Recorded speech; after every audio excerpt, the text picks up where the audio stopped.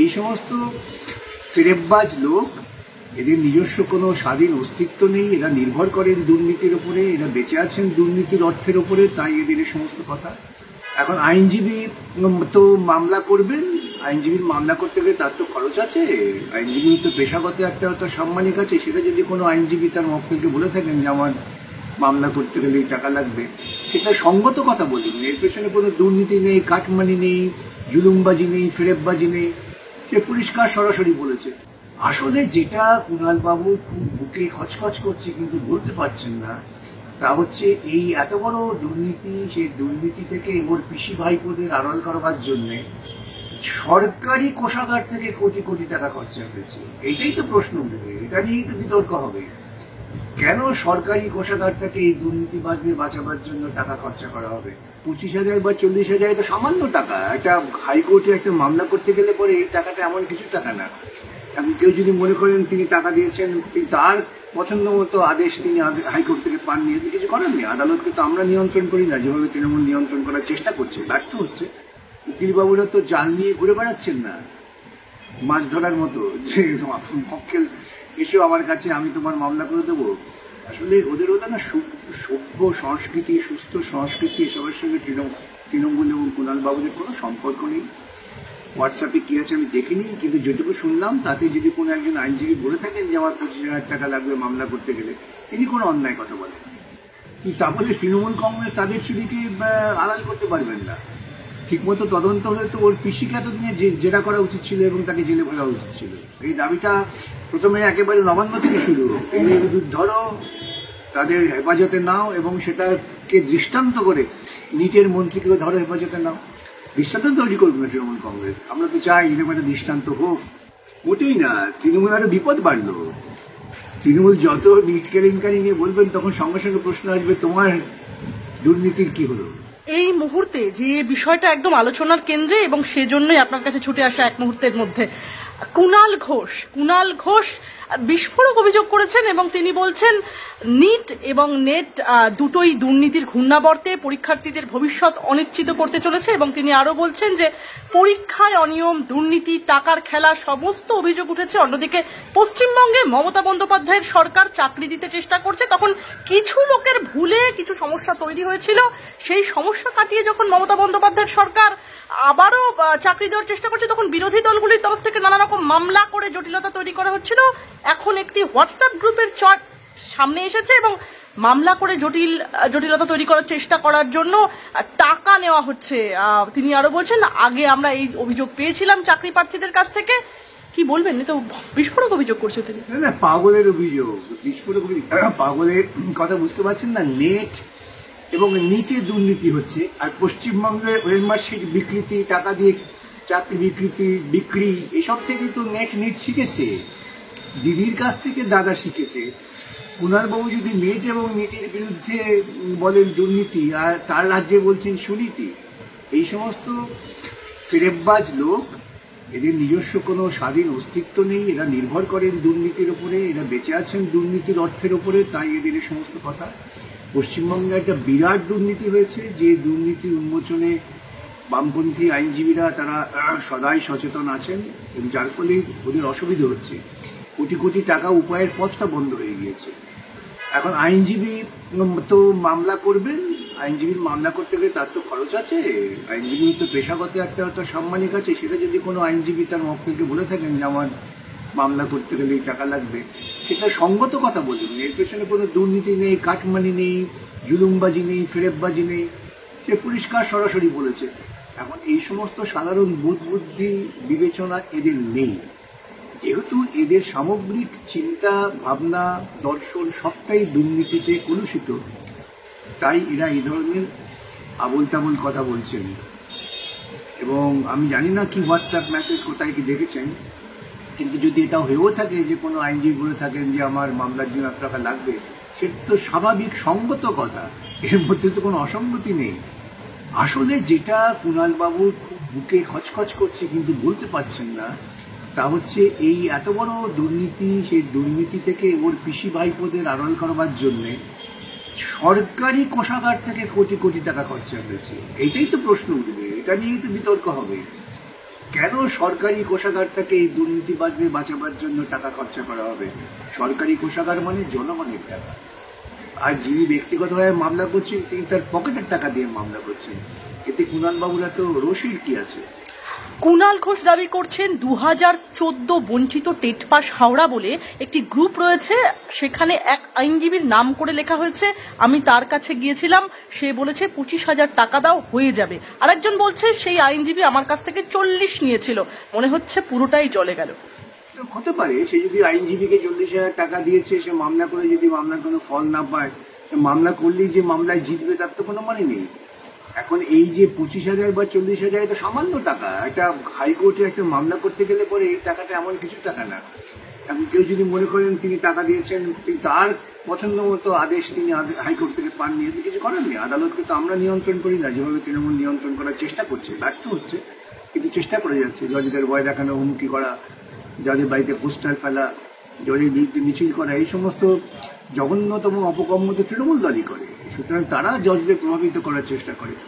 কোনো আইনজীবী হিসেবে যদি সাধারণ আইনজীবী হিসেবে মক্কেলকে থেকে বলে থাকেন যে আমার 25,000 টাকা লাগবে খরচা, এটা খুব এমন কোনো বেশি টাকা তুমি চান? কুণাল ঘোষের দাবি 2014 বঞ্চিত টেট পাস হাওড়া বলে যে গ্রুপটি রয়েছে সেখানে এক আইনজীবীর নাম করে লেখা হয়েছে, আমি তার কাছে গিয়েছিলাম, সেখানেই তিনি বলছেন যে এখানে ফিরদৌস বলে একজনের নাম রয়েছে, তিনি বলছেন এই ফিরদৌস যে কেউ হতে পারেন, অনেকে এই নামে থাকতে পারেন, কে এই ফিরদৌস আমি নির্দিষ্টভাবে কোনো ফিরদৌসকে বলছি না, আমি কোটানকোট কুণাল ঘোষকে বলছি। তিনি বলছেন বা যারা যে যার মতো ভেবে নেবেন, কিন্তু আমরা তদন্ত চাই, এই গ্রুপ আগের অভিযোগ থেকে প্রমাণিত হয় চাকরির জটিলতা তৈরির জন্য যে মামলা হয়েছে তা করতে গিয়ে কিছু আইনজীবী বিপুল টাকা তুলেছেন। আমি তো স্বীকার করলেন যে জীবনের জটিলতা সরকার এনেছেন, এবং সেই জটিলতা কাটাবার জন্য যারা চাকরি প্রার্থী তারা আদালতে আসছেন। উকিলবাবুরা তো জাল নিয়ে ঘুরে বেড়াচ্ছেন না মাছ ধরার মতো, যে মক্কেল এসো আমার কাছে, আমি তোমার মামলা করে দেবো। আসলে ওদের হলো না সভ্য সংস্কৃতি, সুস্থ সংস্কৃতি, এসবের সঙ্গে তৃণমূল এবং কুণাল বাবুদের কোনো সম্পর্ক নেই। হোয়াটসঅ্যাপে কি আছে আমি দেখিনি, কিন্তু যেটুকু শুনলাম তাতে যদি কোনো একজন আইনজীবী বলে থাকেন যে আমার 25,000 টাকা লাগবে মামলা করতে গেলে, তিনি কোনো অন্যায় কথা বলেন। নিট কেলেঙ্কারিতে শিক্ষামন্ত্রীকে জেরা করা হবে না কেন প্রশ্ন তুলেছে তৃণমূল কংগ্রেস। তাদের আরো প্রশ্ন, বাংলায় যখন দুর্নীতি হলো, কেন্দ্রীয় তদন্ত হলো, শিক্ষামন্ত্রী জেলে গেল, আর সেই শিক্ষামন্ত্রীকে বহিষ্কার করে দেওয়া হলো দল থেকে, তাহলে কেন কেন্দ্রীয় শিক্ষামন্ত্রীর খাটের তলায় কি আছে দেখা হবে না, কেন কাস্টাডিতে নিয়ে গিয়ে জেরা করা হবে না? হওয়া উচিত, এটা আমরা বলি, তা বলে তৃণমূল কংগ্রেস তাদের চুরিকে আড়াল করতে পারবেন না। ঠিকমতো তদন্ত হলে তো ওর পিসিকে এতদিনে জেরা করা উচিত ছিল এবং তাকে জেলে ফেলা উচিত ছিল। যে ক্যাবিনেট সিদ্ধান্ত করে বেআইনি চাকরিকে আইনগত সম্মতি দেওয়ার যে চেষ্টা, এটা তো ওর পিসিই করেছেন। কুণালবাবু পিসি না দিদি না কাকে কি বলে আমি জানি না, যাই হোক সেটা তাকে তো গ্রেপ্তার করা উচিত ছিল, এখনো গ্রেপ্তার করেনি তদন্তকারী সংস্থা, এটাই তো আমাদের কাছে বিস্ময়। এবং পাশাপাশি নিটের জন্য যে দায়ী তাকেও গ্রেপ্তার করা উচিত, জিজ্ঞাসাবাদ করা উচিত, নিশ্চয়ই তার খাটের তলা খোঁজা উচিত। কে আপত্তি করেছে? ওরা এ নিয়ে কেন মামলা করছেন না? এখানে তো ওদের শিক্ষামন্ত্রী গ্রেপ্তার হয়েছিলেন আদালতের তদন্তের নির্দেশের বলে। তৃণমূল তো কোটি কোটি টাকা খরচা করেন বিভিন্ন আইনজীবীদের পেছনে, তো এটা নিয়ে একটা মামলা করে দিন। আমরা তো এসএফআইয়ের পক্ষ থেকে একটা মামলা করেছি সুপ্রিম কোর্টে, অসুবিধা কিছু নেই, ওরা করুন, কিন্তু ওদের সেই সাহস নেই। সেই সৎসাহস থাকলে পরে ওরা ইতিমধ্যেই এটা নিয়ে নিশ্চয়ই আদালতে যেতেন বা অন্য আন্দোলনের কথা ভাবতেন। প্রাক্তন বিচারপতি অভিজিৎ গঙ্গোপাধ্যায়ের এজলাসে বসে বিভিন্ন পুরনো মন্তব্যকে হাতিয়ার করেই এবার পাল্টা বিঁধল তৃণমূল কংগ্রেস। নিট নিয়ে যে বেনিয়মের অভিযোগ উঠে আসছে সেই প্রসঙ্গে তৃণমূল কংগ্রেসের দাবি, ধেরে ইঁদুরদের ধরতে হবে, আসল মাথাদের ধরতে হবে। ভালো কথা, ঠিক এই সম্মত দাবি, এবং এই দাবিটা সর্বত্র হোক। এই দাবিটা প্রথমে একেবারে নবান্ন থেকে শুরু হোক, এই ইঁদুর ধরো, তাদের হেফাজতে নাও, এবং সেটাকে দৃষ্টান্ত করে নিটের মন্ত্রীকেও ধরো হেফাজতে নাও। দৃষ্টান্ত তৈরি করবে না তৃণমূল কংগ্রেস। আমরা তো চাই এরকম একটা দৃষ্টান্ত হোক। পশ্চিমবঙ্গের বুকে রাজ্যের মুখ্যমন্ত্রী নিয়োগ দুর্নীতির জন্য হেফাজতে আছেন, সেই দৃষ্টান্ত দেখিয়ে ওরা ভারতবর্ষব্যাপী লড়াই করুন। ব্রাত্য বসু বলছেন, নিট নিয়ে কেন্দ্রীয় সরকারের ব্যর্থতাই প্রকাশ পেয়েছে, হাজার হাজার ছাত্রছাত্রীর ভবিষ্যৎ নিয়ে ছিনিমিনি খেলা হচ্ছে। আমাদের রাজ্যে শিক্ষা দুর্নীতি নিয়ে অনেক তদন্ত হলো, অনেক গ্রেফতারিও হলো, কিন্তু কেন্দ্রীয় সরকারের নিট, যা ভারতের সবচেয়ে সম্মানজনক পরীক্ষা, তার জন্য ভালো করে তদন্ত হবে না? নিটে ইডি সিবিআই কে দেখতে পাবো না আমরা? দাবি ওরা আদালতে গিয়ে করুন। এখানে টেলিভিশনের সামনে বড় বড় বক্তৃতা করে লাভ কি? ওরা একটা আদালতে মামলা দায়ের করুন, দায়ের করে বলুন যে এই তদন্ত হওয়া উচিত এবং এই তদন্ত করার জন্য বিশেষ তদন্তকারী সংস্থা তৈরি করা হোক। ওরা যান না আদালতে, ওদের যদি উকিল না পায় ওরা ওরা পিটিশনার হন, আমি মামলা করে দেবো, কোনো অসুবিধা নেই।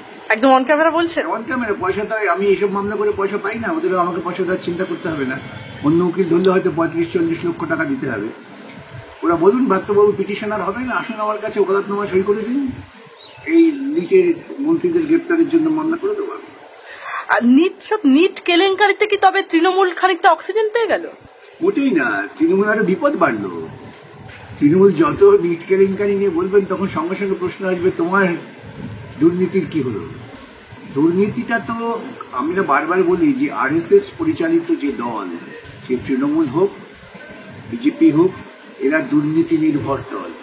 রাজনৈতিক সংস্কৃতির দুর্নীতি, সাধারণ জীবনের কৃষ্টির দুর্নীতি এবং আর্থিক দুর্নীতি, এই দুর্নীতি বিনা আরএসএস পরিচালিত দল চলতে পারে না। সেই জন্য এই ঘটনা ঘটছে। তাদের তদন্ত হোক, দুপক্ষরই হোক, সবাই জেলে যাক, এটা আমরা চাই। আমি আবারও বলি, যারা এইসবের জন্য মনে করেন দুর্নীতির বিরুদ্ধে মামলা হওয়া দরকার, মামলা করতে চান, আবেদনকারী হতে চান, আসুন, মামলার সামান্য খরচ দেবেন, বাদবাকিটা আমি করে দেবো আমার সাধ্যমতো বুদ্ধির মতো।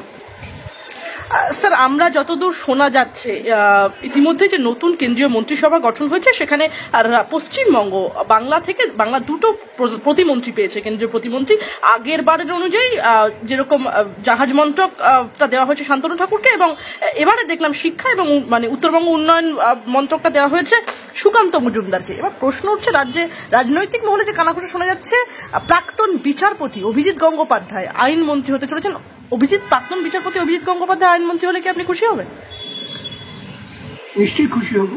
তিনি নির্বাচিত হয়েছে, সে আইনমন্ত্রী হয়, ব্যক্তিগতভাবে একটা সৎ লোক। অন্ততপক্ষে সে আইনমন্ত্রী হলে অসৎ কাজকর্মের বিরুদ্ধে তিনি সরব হওয়ার চেষ্টা করবেন, সেটা আমি আশা করব। কিন্তু ওই দলে থেকে কতটা করতে পারবেন এ নিয়ে আমার মনে প্রশ্ন আছে, শঙ্কা আছে। বিচারপতি অমৃতা সিনহা রাজ্যের কাছে জানতে চেয়েছেন যে অভিষেক বন্দ্যোপাধ্যায় যে 144 ধারা অমান্য করায় কি পদক্ষেপ গ্রহণ করেছে রাজ্য পুলিশ, তবে এর কোনো সদুত্তর দিতে পারেনি রাজ্য সরকারের রেজি। কোত্থেকে উত্তর দেবেন? এই সমস্ত, আবারও বলি, রাজ্যে যত বেআইনি কাজকর্ম হয় সেই বেআইনি কাজকর্মগুলো সমস্ত সংগঠিত করে তৃণমূল দল, এবং প্রশাসন সেখানে সম্পূর্ণ নীরব দর্শক। ওরা কি জবাব দেবে করছিল? আইনি জবাব দেওয়ার কোন রকম অবস্থান ওদের নেই, জোরে জবাব দেবে। কোনো সৎ প্রশ্নের কোনো জবাব তৃণমূল কংগ্রেসের কাছে নেই। অসৎ কাজের সমস্ত যা প্রশ্ন আসবে তার জবাব পেয়ে যাবে। স্যার, আমার শেষ প্রশ্ন আপনাকে। রাজ্যের প্রাক্তন মুখ্যমন্ত্রী জ্যোতি বসুর প্রিয় বনবাংলো, বাঙালির প্রিয় জায়গা উত্তরবঙ্গ, গত 15 দিন ধরে বৃষ্টিতে ভিজে চলেছে। আজও বৃষ্টি হচ্ছে, কিন্তু এই বৃষ্টির মাঝে এমন আগুন রহস্য তো থাকছে। নতুন সাততারা রিসর্ট এবার হয়তো ওখানেই হবে, কিন্তু সেই ঐতিহ্য আর ফিরবে না। আমাদের অনেকের আশঙ্কা, আমি এই আশঙ্কা এখনো করছি না, কেন আমার কাছে পুরো তথ্য আসেনি। ওখানকার যে জলবায়ু, যেখানে নিরন্তর বৃষ্টি হয়ে চলেছে, সেখানে অত বড় একটা বাংলো পুরোপুরি শর্ট সার্কিটে চলে গেল, এটা একেবারে মুখের প্রলাপ মনে হচ্ছে। প্রথমত ওখানে বাংলোতে কেউ ছিলেন না, এমন নয় যে বিদ্যুতের ব্যবহারটা খুব হচ্ছিল, শর্ট সার্কিট হলো। আসলে এটা পরিকল্পনা করে করা হয়েছে। তার কারণ হচ্ছে কোনো ব্যক্তি মালিকের কাছে ওই রিসর্ট বা ওই অঞ্চলটা, বনাঞ্চলটাকে তুলে দেওয়ার পরিকল্পনা হচ্ছে। মুখ্যমন্ত্রী সরাসরি সরকারি জমি বিক্রির জন্য সিদ্ধান্ত নিয়েছেন। তিনি রাজ্য চালাতে পারছেন না, রাজ্যকে দেউলিয়া করে দিয়েছেন ঋণ করে, এখন সরকারি সম্পত্তি বিক্রি করার দিকে যাচ্ছেন। এর মাধ্যমে তৃণমূল কংগ্রেসের আবার কাটমানি উপায়ে একটা রাস্তা হবে। তারপরে বিভিন্ন সরকারি সম্পত্তি তৃণমূল কংগ্রেস দখল করে বসে আছে। যারা কিনবে তাদের বলবে আগে আমাদের টাকা দাও, আমরা তোমাদের হস্তান্তর করে দেবো, তোমাদের ফ্রি হোল্ড করে দেবো। এইরকম একটা সম্পূর্ণ দুর্নীতিমূলক প্রক্রিয়ার মধ্য দিয়ে রাজ্যের তৃণমূল কংগ্রেস চলছে, এবং তার মুখপত্র কুণালবাবু তিনি দুর্নীতির হয়েই সওয়াল করবেন, এটা খুব স্বাভাবিক।